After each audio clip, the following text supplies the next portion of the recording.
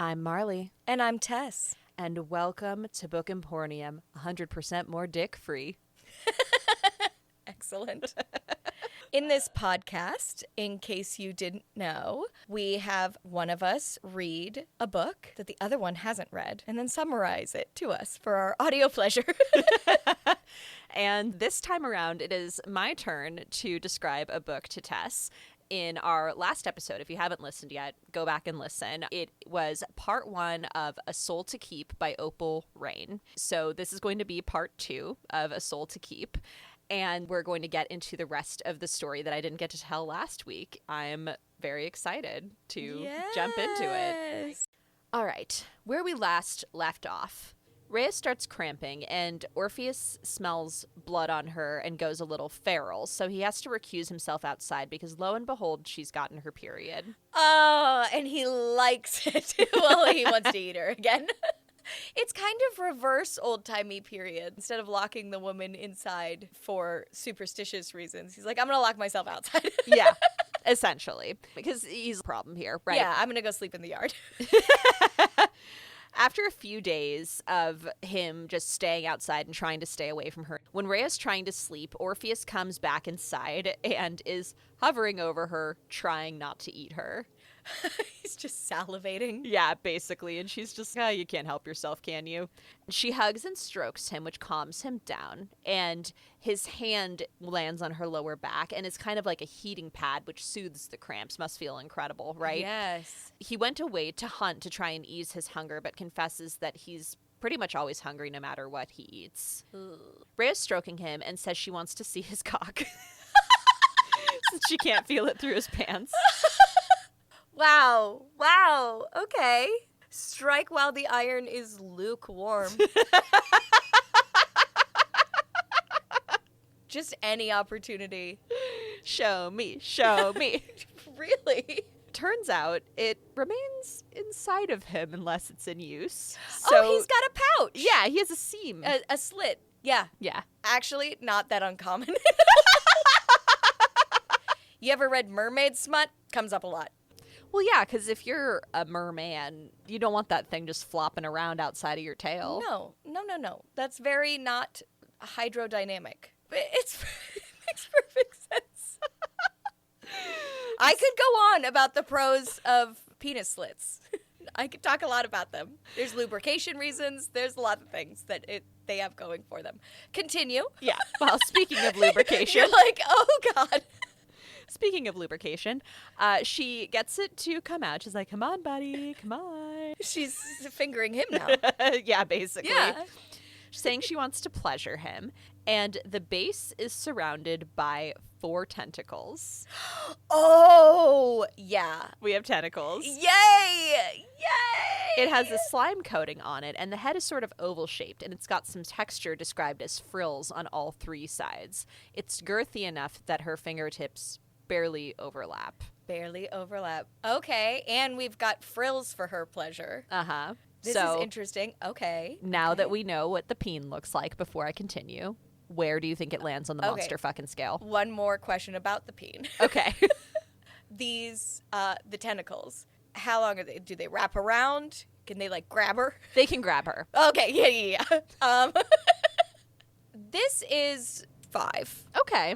The genitalia, I mean, we're not talking just the fur, just the bones protruding. Yeah. Just the completely inhuman face. We're also talking about inhuman genitalia that can grab you, that can operate. It's not just, oh, I've got a knot, or I've got a larger than average dick. We've got some prehensile going on. That's pretty 5-ish to me. All right. So yeah, we're there. We're in the scale. we're pretty high in the scale. So now that she's coaxed out his peen, they start sort of making out in the best way someone can make out with a guy who has a skull for a face. He puts his tongue down her throat, which she's into. Oh, yeah. This is 5 scenarios. I love it. Choke on his tongue. Yes. Which she's into, and she gets him off with a good handy. This sounds hot. It is. I'm not going to lie. She asks if he's had sex before, and he says he has, but that he hasn't come in ages. Okay.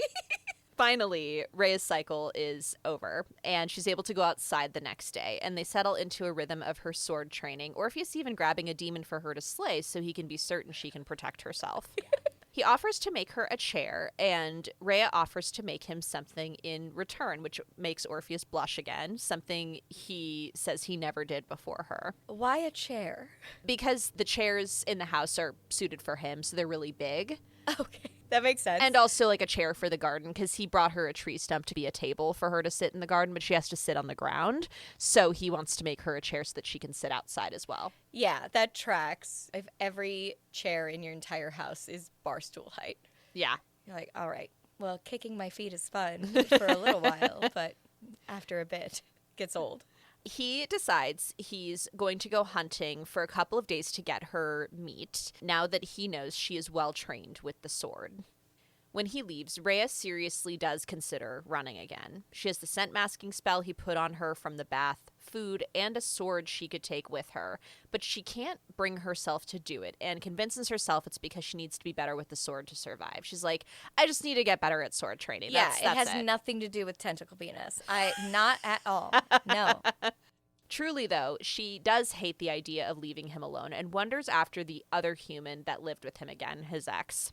She stayed with him for years, and Rhea wants to know more about how and why. She hangs around the house alone for 2 days and beheads a demon for fun when she's in the garden, accidentally corrupting the salt circle. While she's fixing it, the other Duskwalker that came by the other day reappears and crosses into it, because Duskwalkers can cross the salt circle, it's just demons that can't. Oh, okay. Rhea swings the sword at him, but he's too much of an idiot to be scared of it, and asks if she'll give him a name, which she says, no, I'm not going to do that, and then tries to convince her to come stay with him instead of Orpheus. Even though she smells like twigs. Yeah, basically.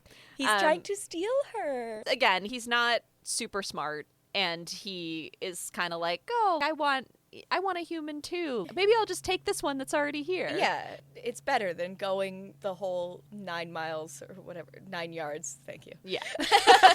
I'm like, it took me a minute. I was like, are you trying to guesstimate how far inside the veil they are? Because I don't actually know.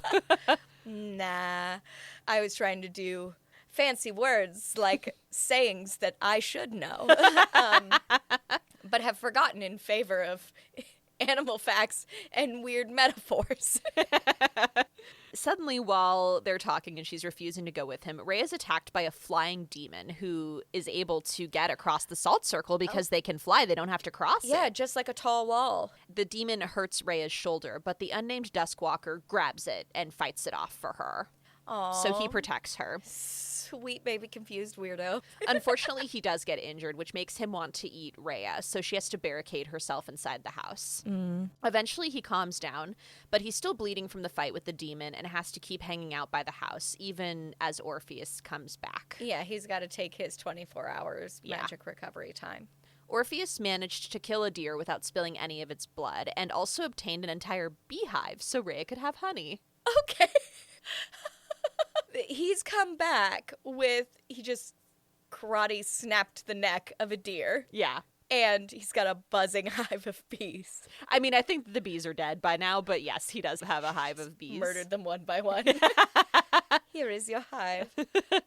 When he returns to see the other Duskwalker there and Rhea injured, he's furious. And so he decides to maul first and ask questions later. Yeah, he thinks that his sort of friend guy hurt her. Oh, no. Yeah.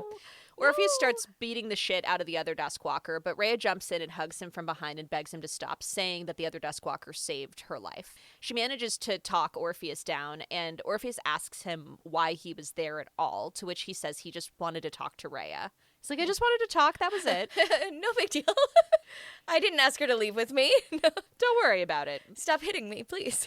Rhea bandages the other Duskwalker's wounds, which Orpheus pouts about, and then he tells her he's also injured, having been stung many times by the bees from the hive he stole for her. He's such a baby. He really is. He's such a baby. That hurts. Stop bandaging other people. I don't like it. Only take care of me. Since Rhea can't eat the entire deer, obviously, she wants to share it with both of them and also tells Orpheus that the other Duskwalker needs his help to get a human of his own, which involves building a hut since humans don't like caves. To do that, they need to go to the demon village, but Orpheus won't leave Rhea alone for as long as it takes to get there and back. She argues that he should take them both. Orpheus refuses because he doesn't trust that she'll do what she's told. I mean, fair. Valid. But Rhea gets so pissed off she refuses to speak with him for the rest of the day. Silent treatment. Orpheus kind of freaks the fuck out since she's never acted this way before, and she finally tells him the next morning after a full night of the silent treatment that he hurt her feelings and that she's mad that he won't help the other Duskwalker. And you have to listen to your partner. If you want somebody to be a bride, if you want somebody to be a companion, if you want somebody to be your friend with eating pleasures, you have to listen to them and take weight to their opinions. It has to be a dialogue. It can't just be you making all of the unilateral rules. He explains that he'd have to be gone for a full 8 days to get to and from the demon village, and he can't leave her alone for that long because she wouldn't be able to leave the house to get food. He doesn't understand why Rhea cares if he helps the other Duskwalker, and she explains that Orpheus's knowledge could prevent other humans from dying, like Orpheus's previous offerings unfortunately did. Yeah. She asks him to take her with him to the demon village, but the last human he took there was his ex, and part of the reason she's gone is because he took her there. Oh. Orpheus again brings up that the safest way for him to take her along would be for her to give him her soul, but that he can't force her to. I mean, obviously. Give is right there. The next day, after agonizing over it for a while, Orpheus decides that the safest option is to take Rhea with him and the other Duskwalker to the demon village. So he's doing it. Face your fears. Take her. He skins and hollows out the head of the deer so she can wear it as a mask to make it look like she's just a tiny Duskwalker. Little baby Duskwalker. And she hops on his back for the journey. Wow, we got to Baby Bjorn. Yeah. Excellent. A few days in, Rhea complains that the journey is really boring because Orpheus won't let her walk, and how she was always bored when she lived back in the human lands because the other villagers shunned her. Orpheus realizes he hasn't asked her much about her life before, but she doesn't really elaborate any further. He bathes her in the river to mask her human smell while the other Duskwalker mans the perimeter, and she admits to him while he's oiling her up that she's had sex dreams about him. He really wants to fuck, but he knows he won't pay attention to any of his surroundings if he does it there, so he gets her off with a finger bang instead and plugs her throat with his tongue to muffle the sounds. Meanwhile, nameless Duskwalker is just right there in the bushes. Wouldn't shock me. The next day, they're finally at the demon village, and Rhea sees a castle in the distance where Orpheus says the Demon King lives. The Demon King was the reason that the demons were able to break through into the human world, which essentially halted all technological advancements. Right. They enter the village, which is not dissimilar to a human village, with shops and colorful cloth hanging everywhere. The demons are also very human-like, save for some having horns or animalistic feet, and their coloring being different from that of humans. So they're all bipedal and have humanoid forms and stuff like that. And it's nice and lively in Vegetarian Vale. They play music from instruments that they took from humans and even have food stalls, though most of what they serve is human meat. So I guess we can't call it Vegetarian Vale. They're not exclusively. True. Orpheus takes them to a clothing shop so that the other Duskwalker can be outfitted, and the shopkeep even has a dress for Rhea. They get shoes too, since Rhea hasn't had any since the ones she lost on the journey to the Vale. While picking up some ingredients for the Duskwalker to build his own house and some cooking supplies for Rhea, Rhea is approached by someone who looks human, but is also surrounded by white feathers and beckons her to follow. Oh, is this Witch Owl? The Witch Owl's back.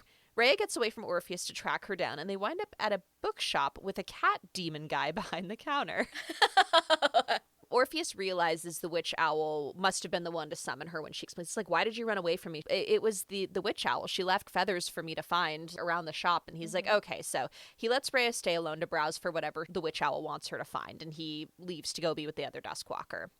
Rhea picks up a book on fighting techniques, how to build a house for the other Duskwalker, and sees feathers on a children's book, with Beauty and the Beast inside, bookmarked with a feather. Wow, the witch owl is really a lover of love. Is just out here trying to make everything happen for everybody. Yeah, she's encouraging it. The cat demon who runs the shop figures out pretty fast that she's human and asks to see her face, talking about how much he loves humans and the stories that they write and tell, because he has a bunch of books, right? Aw. She shows him some expressions, because he's, let me see your face. Look scared, look happy, look mad. That's so funny. Yeah. Oh my gosh, I love that. Isn't it I love cute? that. Be like, now do shocked. Now do. Now cry. Orpheus comes back to buy the books, Rhea also picking up another one about monster lore. And as she leaves the shop, she lifts up her little deer skull helmet and winks at the shopkeeper, and he loses his shit. He's so excited. They leave the village, Orpheus stopping to buy Rhea some fabric and sewing supplies so she can make her own clothes. And Rhea asks about the origin of Duskwalkers. Neither of them actually know the answer and only remember the first time they ate an animal, which gave them their skull faces and horns. They've also both been helped by the witch owl at some point. Interesting. So they know they're different from other demons. Yes. But it's sort of like remembering your own birth. They just wake up in the woods after eating an animal. Right. When they get back to the house, Orpheus does his dominance thing to scare off the demons, and the other Duskwalker returns to his cave with his supplies and book. Rhea reads through the mythology book, learning about ghosts who usually haunt places demons have decimated, but skipping past the stories about elves and other mythical creatures. She also reads about phantoms, which are kind of like half alive, half dead. So this society, elves are also, or would those be considered demons, or is that other as well? It's another species. Rhea actually doesn't really read about them because she doesn't think that they exist. She thinks that they're mythical, but we do find out later that elves absolutely do exist. Orpheus puts his head in Rhea's lap and asks her to read to him. She reads him Beauty and the Beast. He's got such little kid energy sometimes. He really does. She reads him Beauty and the Beast, and he falls asleep. It makes her ponder if she still wants to leave, and mostly she doesn't. When he wakes up, she decides to give him the gift she made him while he was away hunting, which is sort of a necklace for his horns with like 2 little bells. So she can hear him coming. Christmas antlers. She ties it on them, and then they do their version of making out, which is just mostly her licking his tongue. Oh my God. I love it. I love it so much. You ever see any media where they have people and they're like, now do your first kiss, and they don't know how to kiss. So it's just tongues outside. It's all of that, but cute. There's something very charming about weird air licking. She tells him that she wants him to touch her everywhere. And he carries her to his bed where she makes him take his clothes off so she can see that dick. He goes down on her, but she tells him she wants to see it, and he lets it fly loose. Now, before, she could only feel it in the dark, but now she's actually seeing it. Oh, so she was entirely doing your penis is half braille. Yeah, by feel. Okay. And it's purple, like his tongue, and surrounded by 4 tentacles with a wide head and ridges along the sides. Yeah. So yeah, she's felt it before but hasn't seen it. But didn't see it. Wow. That's an eyeful. And it's purple. Yeah. They start to fuck, but he's only halfway in the pastrami gateway. And she says she wants all of it. So he uses some kind of magic with his claws on her stomach so that he can go tentacles deep. So he physically uses magic to alter her so she can fully take his penis. Whoa. Whoa. Holy stomach bulge, Captain. Because it's that long? Because we talked about the girth, but we didn't talk about... But it's pretty long. But it's pretty long. And when you say tentacles deep, do tentacles go in? No, they stay on the outside. Oh, just for tickling. You seem disappointed. I assume there's more than one book. You can still get further creative. True. Once they're done, Rhea muses that no human will be able to satisfy her now. No, of course not. Once you go frill, you never go back. I love this. This is her first sexual experience. Yeah. She's like, thank you for that. You've ruined me for others. Well, literally, you've changed my anatomy with magic. No big deal. We're with Orpheus next, who wakes up with his dick having crept out of its little clamshell again, which stings because it's supposed to be sealed up in there or in a vagina. He accidentally wakes up Rhea trying to push it back into the holster, but she's down to fuck again.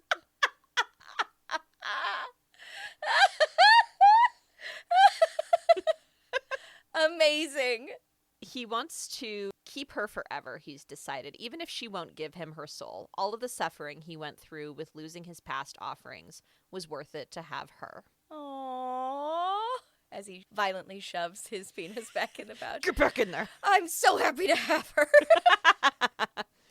They have a little second romp after their first one. Mm-hmm. She's down. No, don't stuff it back in. Keep that thing on my thing. I want to see that slit gape. I am, at my heart, I'm a true pervert. This shouldn't shock any of you.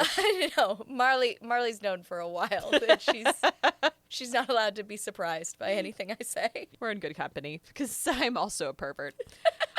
When Rhea wakes up, she finds Orpheus's peen has crept up inside of her while they were out.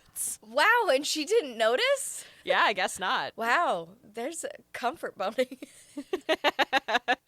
They're laying in bed cuddling, and he asks where a couple of her scars came from. Oh, they're just cuddling penis in? They're cock warming. Yes. We love cock warming. Soaking. This is cute. Yes. This is like the least Mormon thing imaginable, though. Exactly. This is just keep it in. Why not?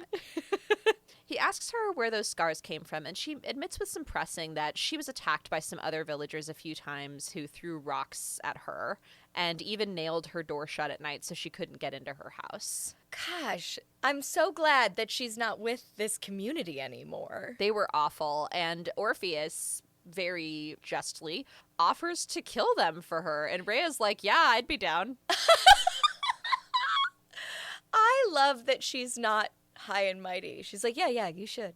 Absolutely. No, save them. I'm moral. Like, no, fuck them. They can die. You can rip them in half. Sure. Can I watch? Popcorn.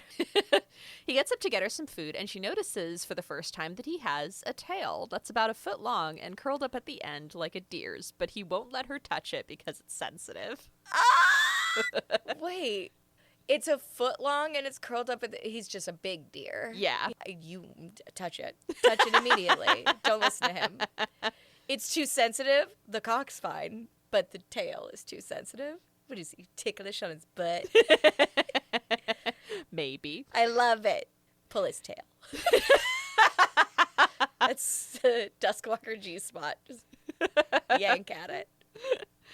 While he's up getting her some fruit, Rhea decides that she no longer wants to leave. She wants to stay with Orpheus.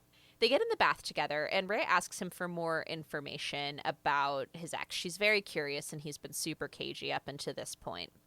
He explains that he was hunting a lot of humans when he found this woman, but she wasn't afraid of him, so he didn't wind up eating her. Yeah, that's what he's into. He took her with him to the Vale, and for whatever reason, she didn't have a period, so he didn't feel tempted to eat her once a month. He built her the house and got her everything that she asked him for because he wanted to make her happy. Yeah. She also chose his name, as we said before. Mm-hmm. He made the mistake of taking her to the demon village where she was spotted by the demon king. And the demon king offered her a way out of living with Orpheus, and she took it, saying to Orpheus that she hated the 5 years that they lived together and that she had always wanted to escape him. Oh, poor baby. That sucks so much. Yeah, really, He really gave bad her breakup. everything Mm-hmm. and built her a house, all the things, and she was psych. I didn't like any of it. Yeah, Aww. really sad. The Demon King apparently really hates the Mavka because they're strong and he can't control them, and they won't really sign up to be a part of his army. So this was a way for him to hurt Orpheus. Well, it worked. It's been 200 years, so Rhea's okay, the woman's clearly dead by now. And when Orpheus asks her if she'd leave him too, she says she doesn't want to. Aww. A few days later, Rhea is sword training by herself in the yard while Orpheus goes to get her water, when she discovers she's being watched by some kind of demon. But this one is very humanoid and handsome, with an 8-pack. Pointed elf Ripped. ears to boot.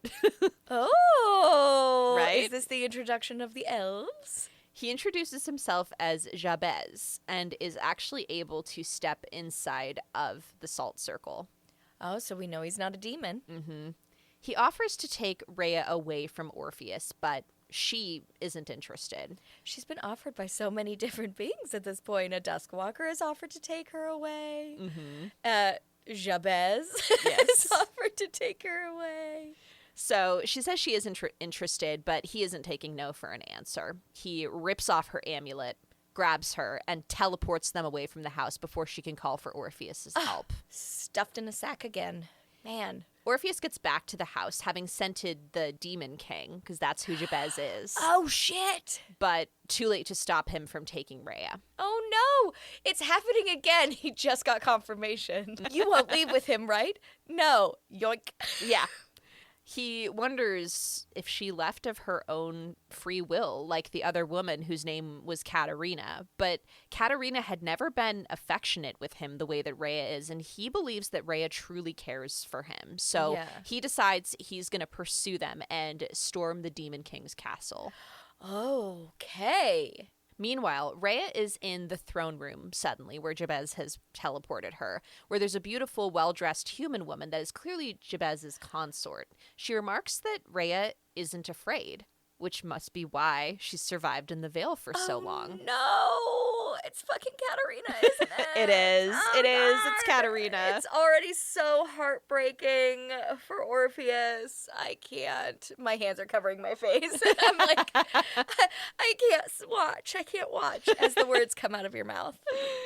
Rhea asks what they want from her, and the other human tells her that she wants to get Rhea home and asks if she started sword training so she could kill Orpheus herself. Rhea says, no, that's not why. And the woman says, well, it's probably for the best because you definitely would have died trying anyway.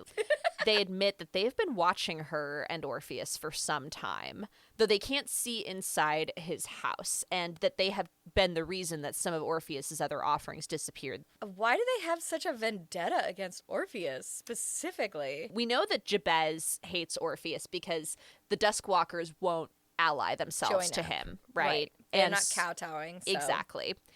Rhea asks him what he is, and we learn he is part demon, but he's also part elf, which Rhea didn't realize existed.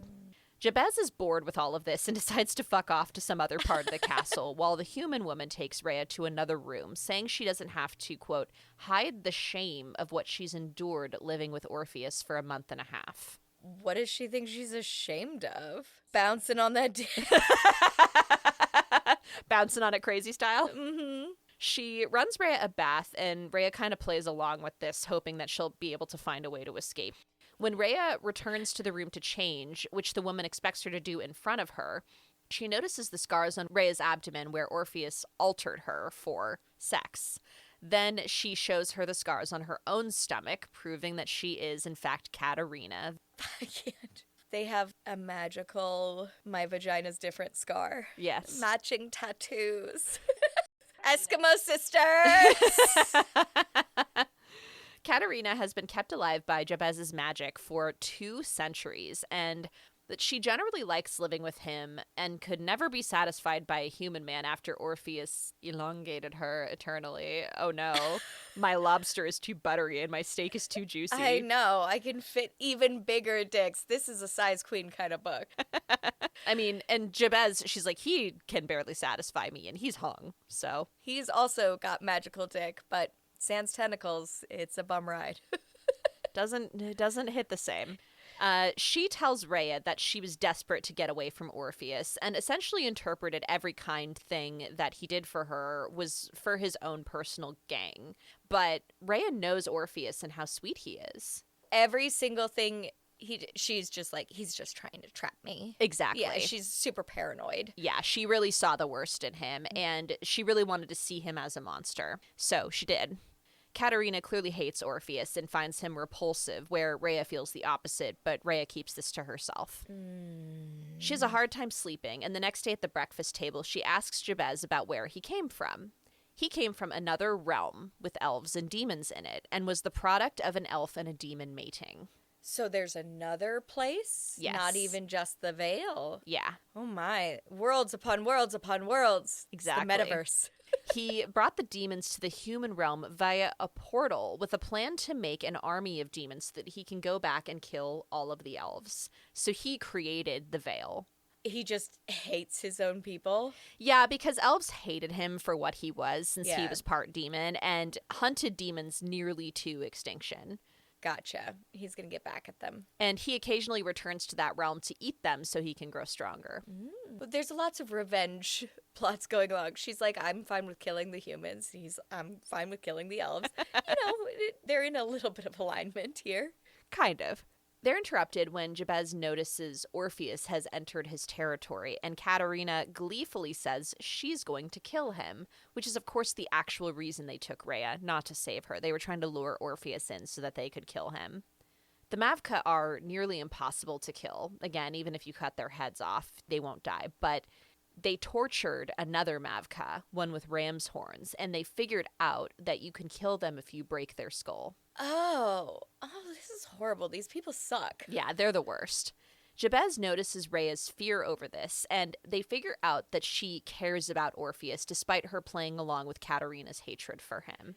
Katerina slaps her, and yeah, How dare you like him? Slap. and says that between the two of them, Orpheus would definitely choose Katerina over Rhea, and that she's just a cheap replacement, which is weird because it's like you hated him, you wanted to leave him, but you're still obsessed with him. This is clearly, she is obsessed, capital O. Yeah. Because you had a 5-year relationship, 6 years, Yeah. and you got away. It's been 200 years, and you're still straight up peeping basically through his windows all of the time. I was watching him every second of every day. I fucked this other guy, but I think about him and how much I hated it, loved it, didn't like it. You know, that whole thing. I can't be satisfied. I don't think about his dick at all. It's a problem. How dare you like him? Slap. She's so crazy.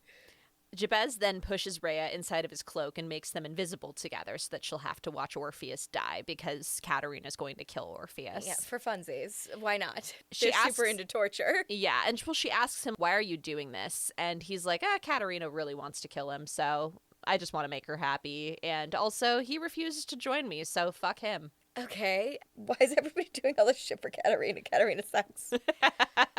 Orpheus arrives at the castle and finds Katerina in the throne room where he last saw her. She smiles at him, and he asks where Rhea is, and Katerina says that she's gone, that she's with the Demon King and has replaced Katerina as his consort. Just lies, lies. Katerina tells Orpheus that she never wanted to leave him, but that the Demon King forced her to. Orpheus had always hoped that she'd come back to him and leave Jabez, but now that he has Rhea, he doesn't want her anymore. Like, girl, I've moved on. You should have too. Yeah, I thought you did, genuinely. He asks her again where Rhea is, which pisses Katerina off, and suddenly Rhea appears across the room, having punched Jabez in the seam. Hold on. Fisting.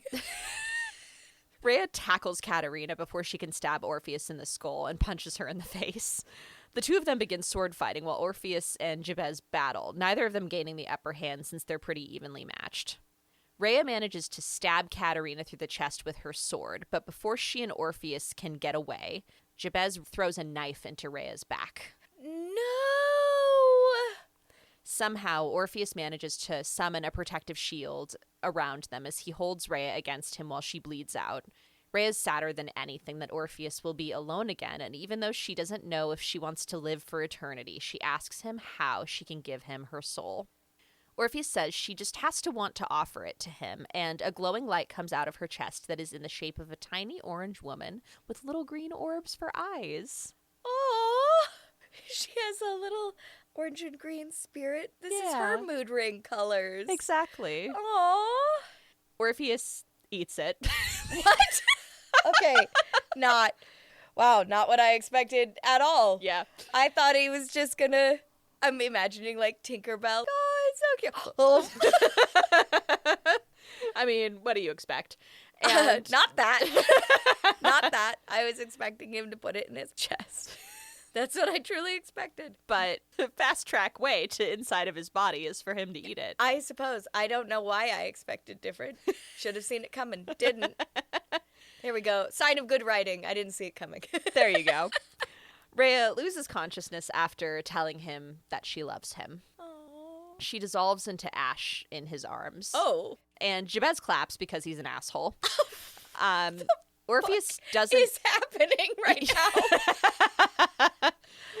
Orpheus doesn't understand why it didn't work and why she isn't with him. He's like, she gave me her soul. I don't understand what's going on. He ate her Tinkerbell. Yeah. I don't get it.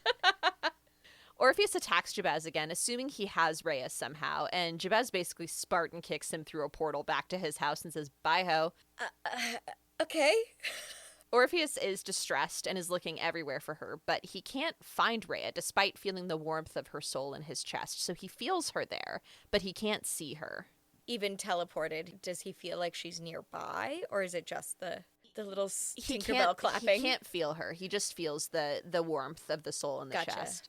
Rhea awakens to find herself floating above Orpheus, but when she calls to him, he can't hear her. And she realizes that she's translucent, and so she wishes for her body back and collapses to the ground, solid again. But before she can get Orpheus's attention, she gets eaten by a demon. The fuck is happening, Marley? The fuck is happening? My jaw is unhinged. What is going on? Continue. I can't wrap my head around it. It's the brilliance of Opal Reyne, man. I'm thrown. When Rhea comes to again, she's floating over Orpheus in spirit form once more. What? Yeah. Wait. She's just got multiple rounds of is this Groundhog Day death style? You're not saying anything. Long pause. Okay. Let's go. Eat her again. Let's see what happens this time. She's trying to figure out a way to get him to notice her when he's stopped by the witch owl. And Rhea manages to become corporeal enough for Orpheus to see her, but doesn't fully materialize since she was eaten by a demon the last time that she did. Is she in control of this? She's Yes. like, I'm going to half-eat it. She tells him to go home and she'll be able to be solid again, but she isn't safe out in the woods, so she's not going to become corporeal out there. Rhea racks her brain trying to figure out what she is, since she can't be a ghost because she can go into solid form, and realizes from the book that she read before that she is a phantom. They live on the cusp of life and death and can be in physical or spirit form as they wish. All right. Phantoms are always anchored to something, and when she looks at Orpheus, she notices that there's a floating flame between his horns, the little spirit she took out of her chest, her soul. Oh, okay. So now he's anchored her to the immortal realm. Exactly, and his eating her soul also cured his endless hunger. Oh, he's finally satiated, at least from one hunger. Exactly. Mm. They return to the house and she becomes solid again. And since Orpheus is still so distraught, she tells him she wants him to chase and hunt her to break him out of it. She's like, come on, big guy. Let's do your favorite thing. I know you just watched me die like a bunch. And I was part of that too. But let's play death again. Yeah. Let's play the runnies and the chasies and the bities again. We haven't done that in a minute. Put my head in your mouth. Go. This also makes her unbelievably horny. And when she finally lets him catch her, she begs him to get real primal with it. They fuck some more later on, and she bounces on it crazy style. And Orpheus finally tells her that he loves her. Aw. Oh, wow. I just realized that she said it way before him. I mean, she died immediately afterwards. Yeah, so he got kind of cock-blocked. Yeah. Love-blocked. When Rhea awakens in the morning, she sees a feather sitting on the windowsill, which is the mark of the witch owl, as we know. And she dresses and heads outside, where the witch owl sits on a tree branch in human form. Okay, it's nice, but also everyone is watching them all of the time. Yeah, true. Everyone, including the demon, I'm going to kill you, are all outside the windows constantly. We have exes, we have demon kings, we have every demon, the witch owl, everybody's just chilling outside. His hut is on the interchange between the 405 and the 101. 200 million souls a day, just flying right by. Just vibing. So the witch owl is out there on a tree branch in human form. She's a beautiful dark-skinned woman in a white dress with a cloak of white feathers. They speak, and Rhea thanks her for guiding her to the books, asking if she knew what was going to happen. And the witch owl says she predicted what might go down, but she couldn't be sure. She also admits that she is Orpheus's mother, and mother of all the Duskwalkers. Oh? What'd she fuck? So, Let's get into it. she became a phantom in exchange for magic and eternal life and mated with the Void, Okay. which allowed her to give birth to Duskwalkers. No. This is where you draw the line. Okay. Does the Void get a description, or is the Void, did she have sex with a geographical crevice? Like, what is... We don't really know. We just know that he's called the Void. And the Void is a he, theoretically. Yeah. I mean, sure. Yeah. Okay. I have so many questions. Opal, Reyne, if you haven't already written that book, I would like you to start. I know it might just be a name, but I kind of want to see someone try to fuck and get pregnant by a physical void. I mean, Rhea is also very confused, and she's like, explain, and the witch owl's like, nah. Nah, it's too crazy, yo. Like, there's so many questions. 100,000 words of a future book requested, please and thank you. That would be a 6 on the monster fucking scale. Yeah. Be like, I had sex with an idea. I fucked a concept. And it got me pregnant. With, like, a lot of things. Because the pregnancy is also a concept. As she is the mother of all Duskwalkers, but they're born at different times. Yes. So she, like, still fucking the Void, or she's just perma-pregnant? Again, this is very high concept. I'm in. She's very much still fucking the Void and birthing Duskwalkers. It's a continual thing. They're in a relationship. Yes. I think she's, like, married to the Void. Yeah, to the Void. Okay. She came to warn Rhea, speaking of pregnancy, that since she has given Orpheus her soul and is a phantom, she can become pregnant by him, and that he'll need to learn magic to prevent that from happening. He's got to change her insides again. Put back up the hymen. Hymens don't prevent pregnancy, by the way. They don't. FYI, other fact. Don't think that stops anything. Super doesn't. The witch owl also explains that Orpheus could technically have taken a soul by force if he wanted to, but that she lied to him and said it needed to be willingly offered so that whoever's soul he ate wouldn't make him miserable by them being tied together. She wanted that person to have a choice. Oh, because it's a forever thing. Exactly. You only get to do it once. The witch owl leaves, and Rhea returns to the house. When Orpheus wakes, Rhea realizes that she's gotten her period and is ecstatic because it means she isn't pregnant. She's been going through a lot with all the eatings. Can you imagine? You're pregnant, and this baby is going through all these deaths with you. Oh, like, God, I didn't even think of that. Yeah, I mean, it could have happened afterward, but that's pretty early. Yeah, I mean, still. There's been a lot of fucking, it could be any time. But yeah. My God, she's dealing with too much. Now's not the time. Yeah, I mean, but I'm also kind of sad for her that even though she's a phantom and has eternal life, she still gets her period. Oh, no. An eternity of getting your period. That's almost a deal breaker for me. Yeah. Like, hopefully his magic can fix it. We'll write our own headcanon that Orpheus can make periods go away, not through pregnancy. A lot of people I know who have gone through menopause are like, no, you don't want it because the hot flashes and the hormones. And I'm like, I just would do so much to not have a period every month. It's the dream.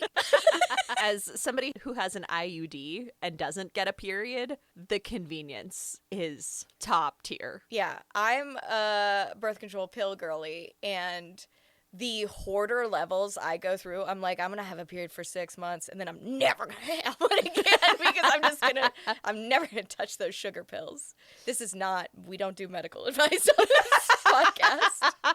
Do not come here to learn things. I did tell the doctor, though, this is why I sometimes I'm not on birth control. It's because I'm saving up because I want to do a lot of vacations back and forth and I never want to have to pack pads.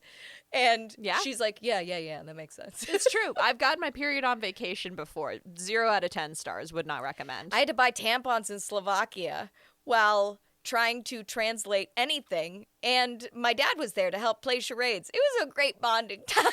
Oh my God, that's so fun. I know. God, that reminds me of, there was a time that I was in Japan that I got strep throat, and it was, God, I've never been in so much pain before. And my brother had to take me to an ear, nose, and throat doctor. And they didn't speak English, and I don't speak Japanese. So my brother had to fill out the chart for me and be like, are you on your period? This matters for your throat. I remember a guy that I was talking to, I told him that story, and he was, what does being on your period have to do with having strep throat? I was, what indeed? Great question. We get asked it every time we go to the doctor. What's the first day of your last period? 2012. Fuck you and the blood horse you ran it on. I swear. This has been Period Corner with Marley and Tess. We have gripes about the system. Don't like it. Mm-hmm.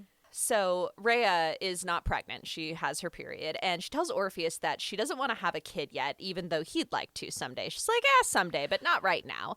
And you need to come up with a birth control spell, or I am not going to fuck you. Super valid.